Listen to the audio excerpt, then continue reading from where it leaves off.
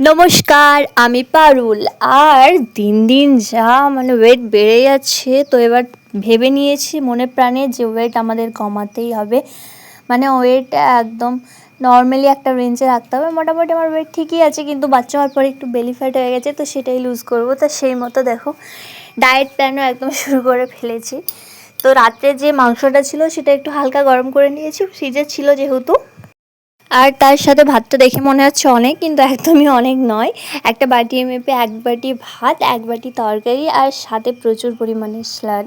আজকে স্যালাডটা আমার একটু কম হয়ে গেছে, তো এটা আমার কালকের ভিডিও ছিল, সরি। তো স্যালাডটা একটু কমই দেখাচ্ছে, অন্যদিন আরও এর থেকে বেশি একটু স্যালাড নিই। তো দেখো গল্প করতে করতে খেয়ে নিচ্ছি।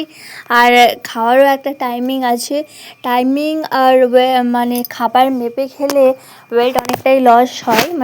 এরকম অনেক কিছু দেখে একটু স্টাডি করে তারপরে ওয়েট কমানোর জন্য প্ল্যান শুরু করেছে। তো সেই মতো এই যে গল্প করে করে টাইমিং নিয়ে কিছুটা খাচ্ছি। আমি আগে প্রচুর তাড়াতাড়ি খেতাম, তো সেই অনুযায়ী একটু টাইমটাকে বাড়িয়েছি।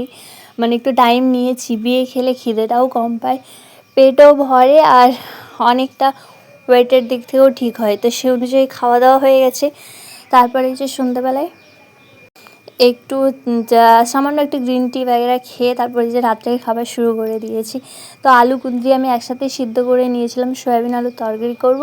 আর কুঁদরিগুলো যেহেতু নষ্ট হচ্ছে, তো ভাবলাম সিদ্ধ করে হালকা একটু সামান্য তেলে রসুন ছেঁচো করে ব্যাস যেটা নেড়ে দেবো, ব্যাস সেটা নষ্ট হওয়ার থেকে একটু ভেজিটেবল খাওয়াও দরকার আছে শরীরের পক্ষে। তো সেই মতোই দেখো বেশি কিন্তু তেল দিইনি, একদম নর্মালি সয়াবিনগুলো ভাজার পর সামান্য একটু তেল ছিল, তো সেটাই রসুন হালকা করে একটু থেতো করে ভালো করে ভেজে নিয়েছি। এবার তার মধ্যেই দিয়ে দেবো কুঁদরিগুলো, তারপর মিনিট 2 নাড়াচাড়া করে ব্যাস নামিয়ে দেবো। একদম সেদ্ধটা প্রথম না একটু খেতে অসুবিধা হচ্ছে, ওই জন্য একটু ওর সাথে তড়কা লাগিয়েছি আর কি।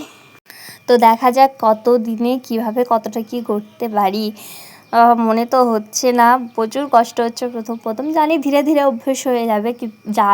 আমি ওটাই ভাবছি যে যারা এরকম খাবার খাই না, টোটাল হেলথের ওপর একদম খেয়াল রাখে, কী করে থাকে ভাই তারা।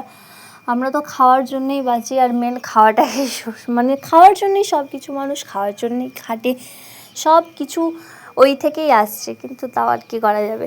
তো দেখো সামান্য কিছু আমার আগের ব্লগ যারা তোমরা দেখো তারা তো জানোই আমাদের কত রিচভাবে তরকারি হয়। তো সেই অনুযায়ী একদম সিম্পল তেলটা মোটামুটি একটা কম করেছি, আর মশলাপাতিও একদম হালকা থেতো করে দিয়ে দিয়েছি।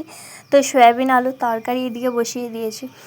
আর ওয়েট কমাবো ঠিকই, কিন্তু তার মধ্যে তো একটু প্রোটিন রাখতে হবে, ক্যালসিয়াম রাখতে হবে। যেমন দুধ, ডিম, দই, সয়াবিন, মাংস, মাছ, এগুলো না রাখলে আবার বাচ্চা ব্রেস্ট ফিডিং করে, সব দিক থেকে অসুবিধা হবে, শরীর দুর্বল হয়ে যাবে। তো সেই অনুযায়ী ভেবেচিন্তেই একটা প্ল্যান শুরু করেছি।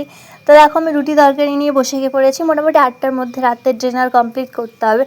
আর এই যে রুটিগুলো একদম ছোট্ট টুকরো করে 2টো রুটি নিয়েছি। আগে 4টে রুটি খেতাম, 4টের জায়গায় একদম হাফে নিয়ে এসেছি। তো অবস্থা আমার, তো সেগুলো টুকরো করে আস্তে আস্তে খেয়ে নিলাম। তো তারপর মোটামুটি 10টার মধ্যে বেডে। তো গুড নাইট সবাইকে, আজকের মতো।